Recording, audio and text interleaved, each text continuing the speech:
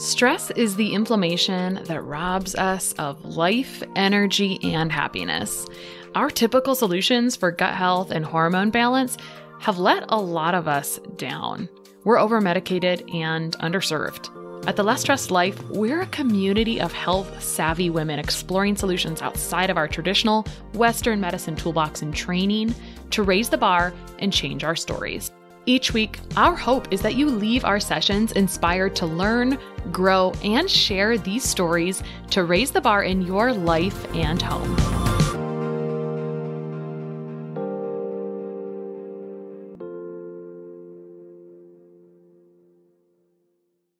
All right, today on The Less Stressed Life, I have invited back my dear friend Jen Fugo to talk about a topic that's not really maybe characteristic for us, but kind of sassy, kind of spicy, and we're excited to talk about it. So first things first, Jen Fugo is a clinical nutritionist empowering adults who've been failed by conventional medicine to beat chronic skin and unending gut challenges. She has experience working with conditions like eczema, psoriasis, rosacea, dandruff, and hives, with clientele ranging from regular folks to celebrities and professional athletes.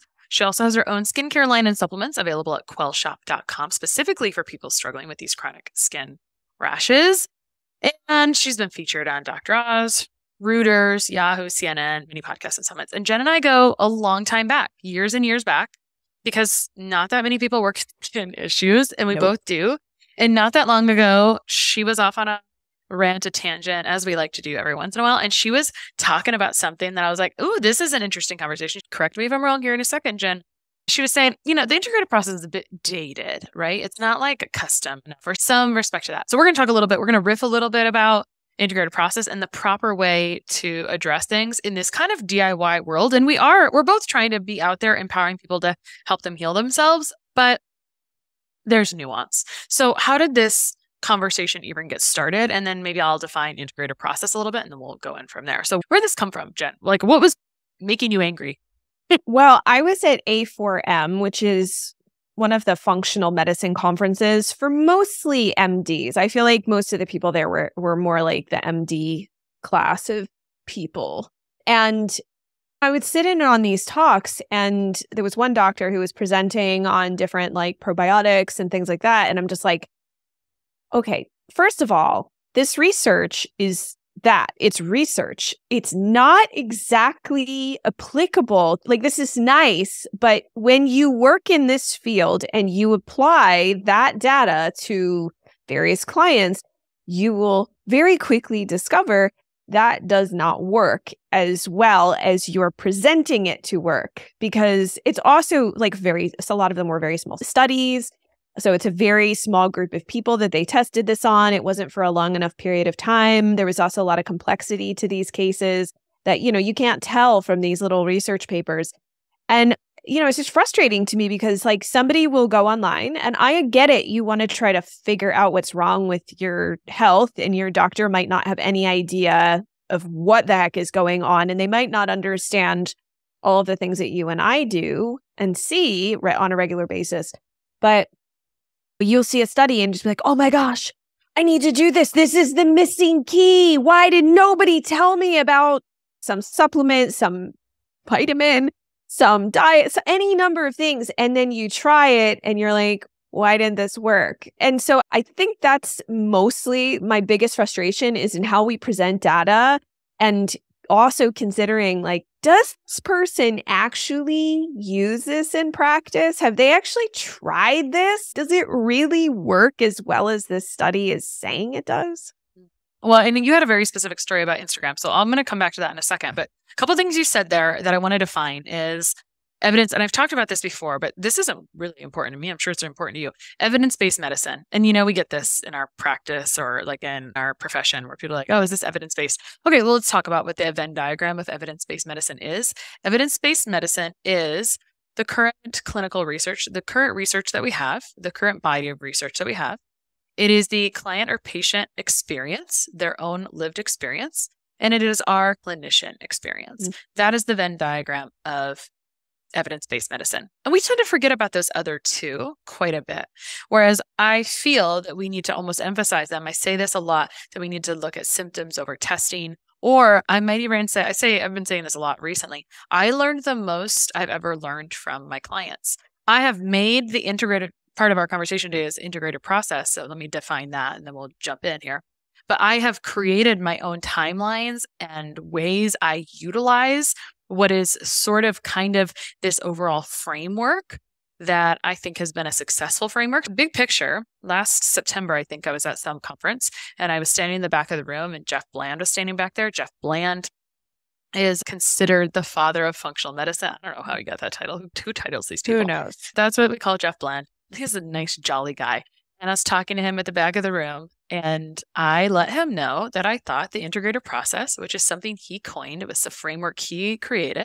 I said, I think this was really helpful. And this is why we're having this slight debate, like this jovial debate, me and Jen, because she's like, I think the integrative process is outdated. I was like, I love the integrative process, but we'll get to it. So I said, Jeff, I really appreciate the integrative process. It really changed how I practice. And he said, we've done a lot of things over the last however many decades. And he's like, but I'm really proud of that framework. I think that was good work. And so it was just kind of like a cute, dude conversation.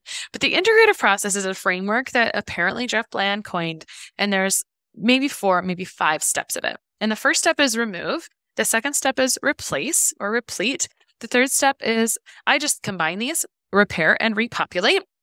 And then there's been another step kind of added. So we could call this maybe the 5th step because I kind of group in repair and repopulate personally. The last step is maybe reassess or rebalance. And this is up for discussion. I didn't pull this up. I'm just like going with what's in my head, how I think of it. So if I may elaborate just a little bit, remove is I talk about removing the stressors of life. Like what are the barriers or the stressors that are in place? And this is where this kind of can fall apart is sometimes people do this out of order or they do something for too long. So something people do a lot for too long is remove. Remove should have a finite timeline. And sometimes, and I think Jen's story, I hope you'll tell this story a little bit about this person who reached out to you on Instagram, because if we can make it really tangible, it's kind of interesting. And this person is just some stranger and we don't have identifying information. So removing the stressors might look like removing stressors, improving nervous system stress, removing gut imbalances. I know Jen and I emphasize that quite a bit. Maybe people might say, well, where does food fit? Maybe removing food stressors. I think Jen and I both agree that that's actually not an essential step very often. Occasionally it is. And then removing maybe liver stress. So those are some options for removing stressors. Those are some of the big ones I think of. The second one, replacing. I consider this like replacing nutrients, missed nutrient deficiencies, and replacing enzymes, which I don't mean just taking enzymes, but improving how your body's making enzymes, because that makes all the magic happen. And then repair and repopulate. It's like repairing tissue lining. So since we both work in skin, externally tissue repairing tissue, right? And internally repairing tissue, right? If there's gut permeability, whatever, and repopulating, right? Filling in the good bacteria in the gut. And so another common thing is people read things online and they start just repairing, right? They go take themselves some gut healing support. And I don't really care if you take gut healing support or not. It's neither here nor there to me. What really matters is how does it work for you, right? Or, because what happens for Jen and I is we get to talk to people who something didn't work. So then they're looking for help. So we have to kind of dissect why that didn't work. So repair and repopulate, and then maybe reassess and rebalance. So anyway, that's what I want to say about integrative process as a definition. Please feel free to fill in anything you think that I missed, Jen. But then also, if you will, jump in anywhere you want there. But if you will you share that story you shared with me that was really irking you about where this integrated process gets used incorrectly or gets used as a canned protocol without individualization? Yeah, I think that's my biggest issue is that I think that it's nice to have a framework and most people need some sort of guideline, especially, and when I say people, I'm specifically talking about practitioners, but that can apply to a regular person for just about anything. But what I quickly realized, because at least as a CNS or a certified clinical nutritionist, our master's program trained us in the 5 Rs. And so when I got out of school, I quickly realized that it didn't work so well in practical, situations, real situations with real people, because there were times where if you don't do things actually sometimes almost kind of backwards or out of order because of the case. And like you were saying, you can't just go by test results. You have to look at the symptoms that are presenting and figure out what exactly is the biggest factor here. And so one of the big things that we look for in certain types of cases is really significant nutrient depletions that are drastically hindering the liver from being able to do what it needs to do from a detox perspective, because phase 2 is so highly dependent on nutrients. And we've had some incredible, like, especially with psoriasis, some really incredible turnarounds. It's not magical. I just want to be really clear. But there have been some cases where I'm like, wait, how many days apart were those photos? Like, is that real? Can you double check those dates? Because I just was so taken back by how much this high level of nutrient repletion without doing any of the remove and killing anything in their microbiome and dealing with anything in their gut made such a drastic improvement. It was quite staggering. But like one example you were saying about the person that contacted me on Instagram, she's working with a nutritionist who had her do the 5 Rs. And she was getting worse the more she was increasing like different gut herbs and formulations to try to kill things in her GI tract. But it was very apparent from a few things that she had sent me that her liver detox system, like specifically phase 2, so that's what I look at mostly because that's what we can control most easily with nutrients, what really needed support. And I was like, maybe you're reactive because it is there's so many factors. It could be the herbs. You could be sensitive to the herbs. It could be too much of a dose for you. But if your liver can't handle the die-off and all of the waste products as a result of killing things, in addition to what it's already trying to deal with, you're going to have a problem. And so usually that's where we start. And she's like, yeah, but we have to do the 5 Rs. And I was like, well, it doesn't with skin issues. It doesn't always work that way. Like you have to really look at the case in front of you. And that's why I always like to start with righting digestive function and supporting liver detox, because those two pieces for me tend to move the marker the biggest in terms of like the physical stressors, not like mental stress, emotional stress, etc. And so she was really struggling because she has on one hand a practitioner is telling her to do one thing and seeing me on Instagram saying something entirely opposite. And I was like, look, I'm not your practitioner. I'm not saying she's wrong. That's just her way. That's what she was trained in. And so you have to decide what's right for you. And so you need to have a conversation with her. I'm not trying to poach you from her. It's not my interest. I don't even know if we would be a good fit to work together. So let's not even have that conversation right now. But if you're having issues, you have to go back and speak with her. And so just my long and short is I think that it's nice to have a framework.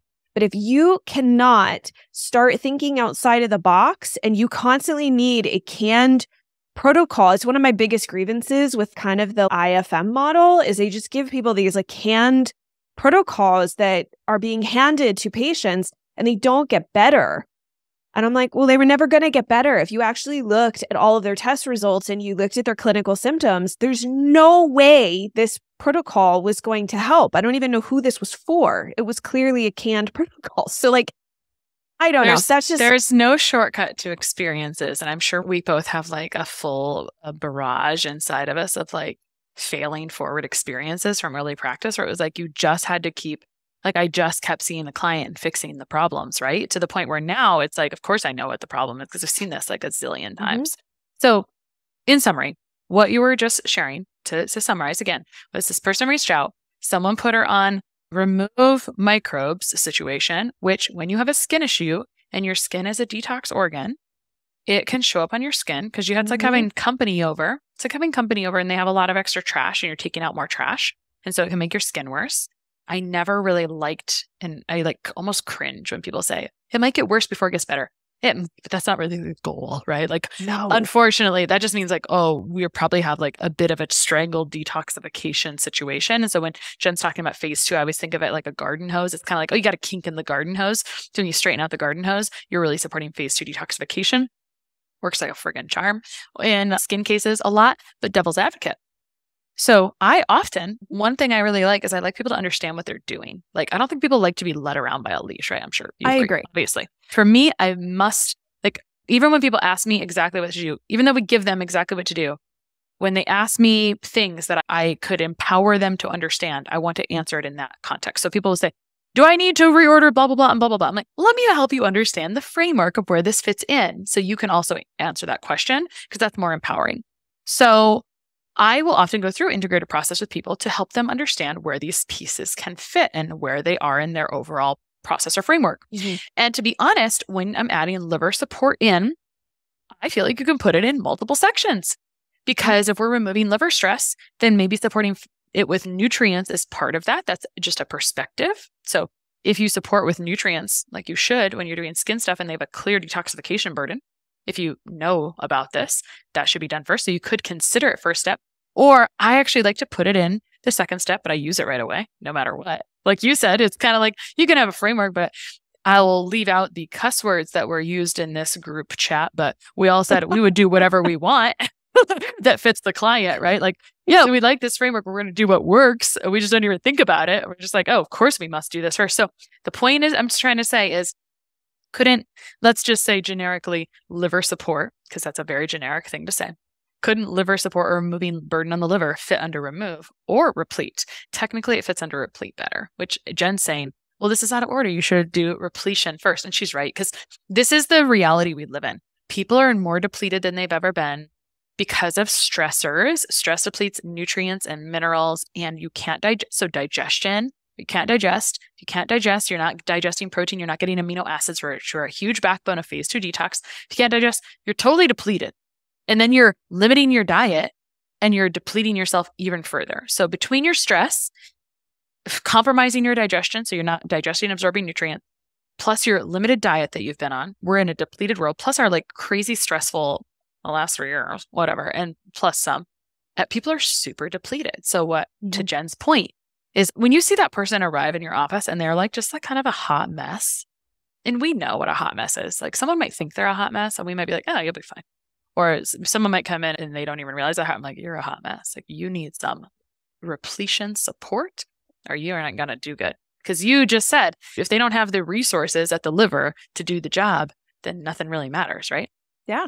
It's just like a mom. Like, if you don't have what you need to take care of the kids in the house, it's going to be a bad day for you and maybe everybody else, but definitely for you, the mom. Yeah. Or whoever's managing the house. I would also argue that there have been times where you have to, I don't know, I also kind of feel like, and this is just another slight grievance, and then we can talk about some ways in which like research and whatnot doesn't work, but I just also feel that there are times where there's a lot of unnecessary tests being run. Just, I don't understand why, other than wasting people's money. And that they don't really know how to read the tests. Mm-hmm. And so they're like, oh, well, this is present, but it's fine. Don't worry about it. And yet the person has like a really bad amount of overgrowth, for example, and they're just handed like vitamin D and some probiotics and some other. And I'm like, That's a real sign of not knowing anything. Expect the person to get better? I mean, I literally had a conversation with a client last night who she's been working with a different doctor.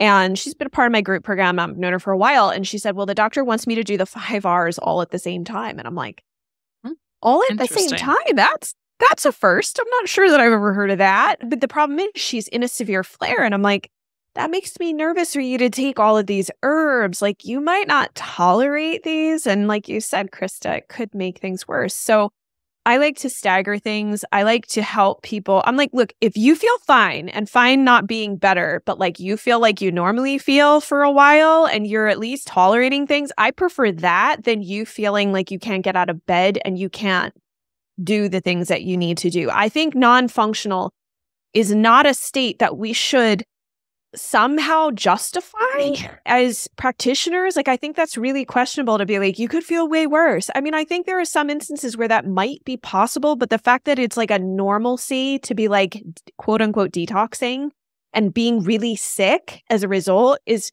I think that's a failure upon practitioners not actually knowing what the body needs to be supported appropriately. I think a lot of this, and this has come up in different ways, subtly here and there, but this is what does this look like in practice? And I don't ever want to go back to the beginning of my practice because I had to learn so much. And that was something we wanted to say is like, this isn't like a pedestal, but the challenge is that often, and anytime I did try to do some mentorship, people are like, well, what's a protocol for this? I'm like, well, I can give you a protocol, but you might have to adjust it. I don't know if it's going to work for that person. So I'm thinking of like this great aunt that I have that like I'm trying to get the Kuchen recipe from her. It's a German dessert, by the way, or whatever. And I'm trying to like get these recipes and they're like, well, you just put it in until it feels right. So I'm like, I feel like practice can be that way sometimes. And so hiring and having people on staff I'm trying to have them help me do some of the, what I consider the easy stuff initially.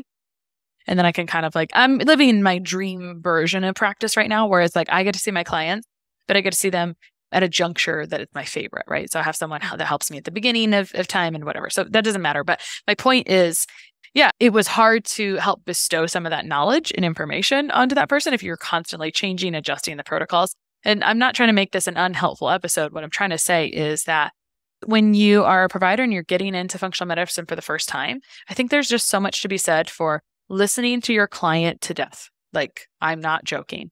Like, following up a lot, getting a lot of data. Like, I developed all of my timelines on how things worked based on my own individual clinical research that I conducted unofficially by seeing my clients. I was like, hey, this person resolves at this phase, and this is when they don't relapse. And I like put that together over time. And I don't wish I had to go back to that point at all. Like, that's wonderful. But there's a lot to be said about practice. And to your point, you said there's a difference between research and practice. And I think I've also been feeling this a lot lately. Like, oh, I love to get a practicing clinician in here. I can interview and talk to them about what actually works more than like what in theory might work in a set of 10 people that we studied for a few months. And that's one problem. And speaking of that, I think one thing that a lot in our eczema community find is that study on L-histidine, which is an amino acid for those who don't know what that is. And it's funny because I've seen this presented multiple times. I've talked about it on the Healthy Skin Show. And I know it's been on other podcasts. You might have talked about it on your show. I've never talked about it. So just tell us what's going on. Basically, long story short, is that L-histidine was supplemented at 4 grams per day in the morning. I think they put it in some juice with adults. So they were over 18. And this was done for a month. So 4 weeks in 24 people. Now, after 4 weeks, I guess they rescored people. I don't know what exact scoring system they used. And they said that there was a 40% improvement in their overall scores and symptoms. And it had, I think the quote was that the effect was equal to a mid-potency steroid. And I was like, that's a pretty bold statement there to say that it has that level of potency. So at first, when I found this, I know, but also too, I was like, wow, I mean, that sounds amazing. And if you understand what L-histidine does, and it helps the body produce filaggrin, which is very high in, technically, we'll just say high. I think it's something like 11 or 13% of the filaggrin protein is made up of L-histidine. The problem is that when we would try this over and over and over again, we didn't see those type of results.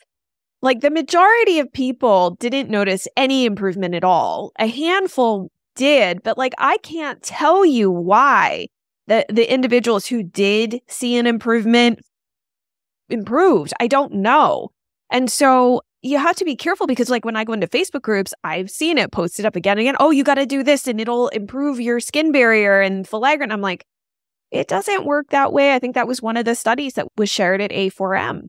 It does not work that way. It was in 24 people. It's a very small sample size. And that's one of the problems when we present research. We have to be very careful about, was the population that was studied, is it a sufficient amount of people that we could really make assumptions about the data, right, and the results and how efficacious it was, but also, was it in the right group? I've seen studies where they did them on healthy people, not the sick people, that are actually looking at this research, and hopefully that maybe like a supplement product, for example, was targeted towards. But 24 is a really small sample size. So I think that's an important thing to keep in mind, is that when research is presented, before like jumping on it and being like, oh my gosh, I have to try this, the first thing to look at is really looking at the study. When was it done? So there's one skin condition called prurigo nodularis, which you'll probably all hear more about because it got clearance through one of the biologic drugs. It's like one of the first clearances. So we'll probably have advertisements on TV for it now. And so my associate and I had found a whole bunch of research on different like cayenne preparation, like these different, I think it was capsinian or something like that. There was all these different preparations of creams and things to use on these extremely itchy nodules that form on the skin. And I asked the researcher, who's the top researcher in the United States. He's at Johns Hopkins University. He's been on my podcast. He's a colleague and friend. I was like, does any of this work? Have you ever tried this? And he was like, none of it works. But there's all this research online that looks really promising, but it was done in these really tiny groups. And it just does, for whatever reason, it just does not work. So I think we have to ask ourselves when people present data, number one, are they testing this data out? Are they using it in practice? Like, do they actually practice this way? Because some doctors don't. They present papers at integrative conferences, but they don't actually practice in an integrative fashion. So they're not using it clinically. I think that's an important factor to consider. Does your provider practice, or do they have recent practice experience? Because that's essentially what you're saying is like, because sometimes we complain about, oh, there's no research for this. Oh, the research takes 17 years to get into practice. Oh, the research, what's showing up doesn't seem to translate very well in a human population, but the researchers don't actually practice. And so how do you know for sure? We've talked about this in a different context as well, but let me go back to our humble beginnings, if I may, because I don't want this to feel at all like a pedestal. Jen, you and I just might be observing someone else's beginnings and failing forward, perhaps, right? As a devil's advocate point. So when we're talking about this integrated process, remove, replace, repair, repopulate, let's talk about where we both first started, because my practice started with food. I am a dietitian by trade, by training, by continuing education units. I love the food, but there was some training that I did that helped you really focus food eliminations. And you know what's funny? It worked really well for a while, right? Diet is foundational, right? It gives you the nutrients. And so why do sometimes elimination diets work? Are we reducing toxic burden load because our food system has some toxic burden load?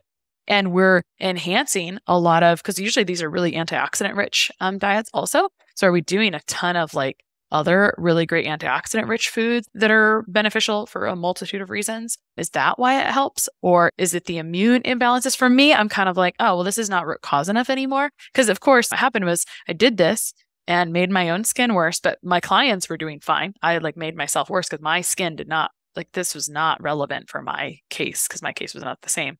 But my point is, I started in the remove.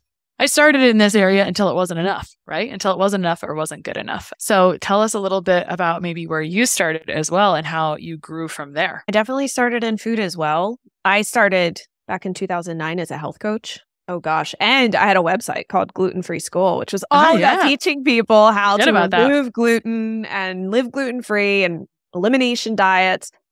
And so I do feel some regret. I know better now, right? You know better. Everyone. And I think it's really important too. And I wanted to say this after the like kind of your point in before shifting gears. Like, I don't think I'm the smartest person. I know that I am not the smartest person. I don't think any of us are. I am always learning, and that's why I go to conferences. That's why I love, like, we are friends outside of this little podcast moment. So like, I love throwing questions at Christa and she throws questions at me, and like we all talk and we learn from one another because again, clinical experience is not something you're going to read in a book. And I am constantly fascinated by all the things that we don't know. So I think that that's a really cool thing that has driven me to realize that food was not the end all be all. And some of the research that I have also participated in, that it potentially contributes to a really negative relationship with food and diet. And so I just want to be very sensitive to that. And also a lot more sensitivity towards people who've had a prior history of eating disorders. Because I think a lot of times we say, oh, well, I'm in remission, it doesn't matter. But then the elimination diets can re-trigger that individual. And I just think as a whole, just as practitioners, we need to be a little bit more aware that might not be the best way forward for someone, and asking them questions about their history is really, really crucial. But I have learned the most from the people that things have not worked out, or they had severe symptoms, right. And also it pushed me to learn to dig even deeper and to do more research and to ask questions. Because honestly, I wouldn't even know about topical steroid withdrawal had I not failed with one specific client and couldn't figure out what the heck was wrong with her, because it looked like she had a super rare disease. And she was actually the one who found the documentary online that then clued her into what she actually had and then shared it with me. And I was like, oh my gosh, there's this whole world out there of problems that I knew nothing about. So I think when we keep an open mind about what we don't know, I was very closed-minded about the minerals thing, like in terms of like really drastically increasing sodium and chloride and whatnot. And then I remember I had talked to you and Kaylee McDevitt and Robin Johnson, and I was like, I don't know. And I tested it out for a year ahead of time on myself before I even really started recommending it to clients, because I was just like, I really want to come at it from the skeptic standpoint. And I was like, wow, this really is a big deal. So we learned. Nutrient repletion, man. Yeah. Nutrient repletion. I mean, if we have to kind of summarize a few things, and you think about what you want to summarize as part of this as well. It's like, so Jen brought up, she's like, man, this integrated process is dated, or people are using it as kind of a canned protocol. And that, unfortunately, this is actually the biggest grievance of all, is that when you have a condition with a name on it, let me use eczema because I use it all the time, right? That's kind of my more preferred skin condition. You cannot treat it all exactly the same. It's just has the technical same. It doesn't mean it has the same root cause or behaves the same. So that would be one of my overall grievances, is that you can't treat everything just alike. But there are some common denominators that might work really well on people. And they're not restricting food, because the real situation is that when you are depleted, you do not win. To very much paraphrase, I'm like digging into cancer textbooks now, integrative cancer textbooks. I don't know if it was that or something else.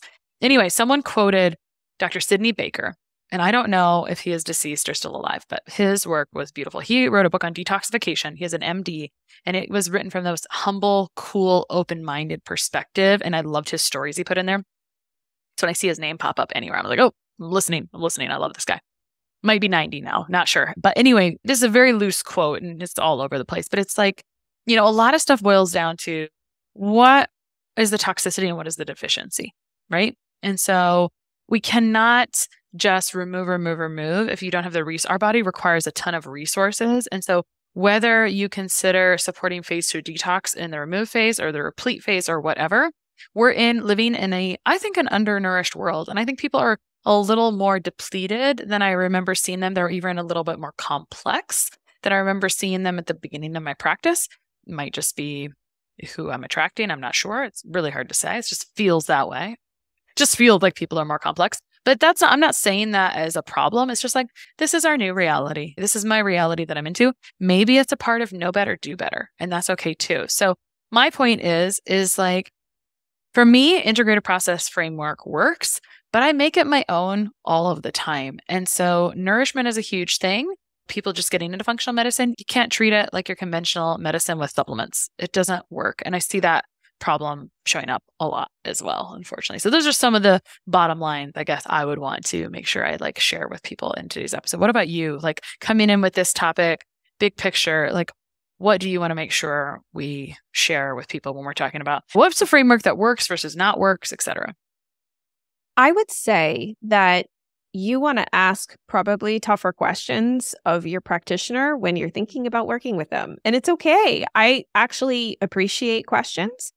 And I would also be really aware of what you're comfortable doing and what you're not comfortable doing. It's okay to have boundaries as a client or a patient, and stating those clearly up front. If you're not comfortable doing food eliminations because you have a history of bulimia or anorexia or whatever, that's okay. State it up front. And if that does not mesh, if that doctor or that nutrition professional only works with elimination diets, they're probably not the right fit for you.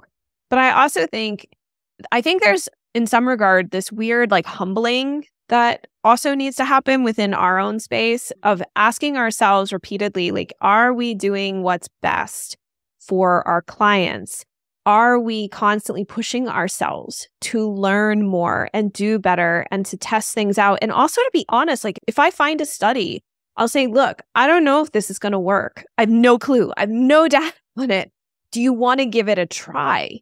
And I find that a lot of times things aren't presented that way to individuals. It's just oh, well, there's research on this, so let's do it. Instead of, I don't actually know if this is going to work. I like people to be in the boat with me and test things out and know right up front that it may or may not make an improvement, and to empower them to feel at peace with the decisions that they're making. Christa, one thing I love about you is the way that you empower your clients to feel more confident in the decisions that they are making and to be more informed. And to not feel as like they need someone to tell them what to do, which is beautiful to empower someone like that. And I think when we take a step back and realize there's so much we don't know, and that maybe that just from there calls us into a conversation about how could we continue to improve our skills? How could we ask better questions? How could we improve care? Even maybe how we could improve cost of care. Because in general, like this shouldn't be, that's a whole other conversation, which I know you've had. Like, I don't know that integrative, if we really are serious about functional and integrative medicine being infused into a more conventional model, right now, it is a huge investment, which is wonderful if people are able to make it, but it's also very difficult for the majority of people to afford. Mm-hmm. And so how can we approach the different problems with open-mindedness and also better understand that research is research? Clinical experience is just as valuable as research. And perhaps when we combine the two, we'll keep learning and pushing forward the type of outcomes that we can get for our clients in general that hopefully doesn't have any detox issues. Detox, I'll put that in air quotes, detox burdens that pop up, or herxing that pops up in the process. And I will say, I need to make sure I pay credit to where credit is due. I definitely sought out mentorship and paid mentors to help me understand what I was doing. So when we talk about people not really knowing how to read test results, it's pretty common. People don't exactly know how to read them. And I definitely found mentors to help me along the way, read them in a different way. And I'm going to go ahead and address what I see here and not just pretend that it's not a thing, because I like result. We're all wired a little bit differently. I'm toxically wired for results and achievement to the point where, and I think I know you actually are quite a bit too. And that's okay. But it kind of makes me a little bit of a crazy person. And also I want to say here, you said a lot of things really beautifully and eloquently there. And I also just want to acknowledge that all of this is hard work. And it's hard to support people in what is a lot of emotions and also a lot of physical manifestations. And so I think always taking care of yourself. I always come back and I'm better. I filter what I'm doing a lot now with like what's going to support my client best, but also not burn me out. Because if I burn myself out, it doesn't really matter what I did to support my client best, because I've become a fried egg on the cement here. And so like taking care of yourself, and you have to know your own limits. Like for me, if I can create some space and time, I can become a better practitioner because I have time to then research, and like I'm excited then about the stuff I get to learn and gamify for my clients, etc. So I don't know. At the end of the day, have fun, find a mentor. I hope protocols work. And if they don't, just adjust them. Like there's so many options, I would say. Like you just have so many options. And I will say also, there's multiple ways to do something. So just because we're talking about the integrative process as a framework that's been around for a while doesn't mean that someone else's framework that they made up based on however they want to say it. If Jen wanted to say like, this is the first step for me, she's made it into her own thing because of what works best for her. I was just going to say too, the other important thing, just to, I think, leave this off with this, everybody's journey is going to look different, and that's okay. Yeah, for sure. Where can people find you online? They can find me at the Healthy Skin Show podcast, which you've been on a bunch of times, and healthyskinshow.com. And I'm also over on Instagram as well. Perfect. Thank you so much for debating kindly with me today about the integrative process. And I hope that some clinicians and even some clients found this useful today, especially as they dig through their own stuff as they find online, whether they're DIYing their process or getting some support in it. Sharing and reviewing this podcast is the best way to help us succeed with our mission to help integrate the best of East and West and empower you to raise the bar on your health story. Just go to reviewthispodcast.com/less stressed life. That's reviewthispodcast.com/less stressed life. And you'll be taken directly to a page where you can insert your review and hit post.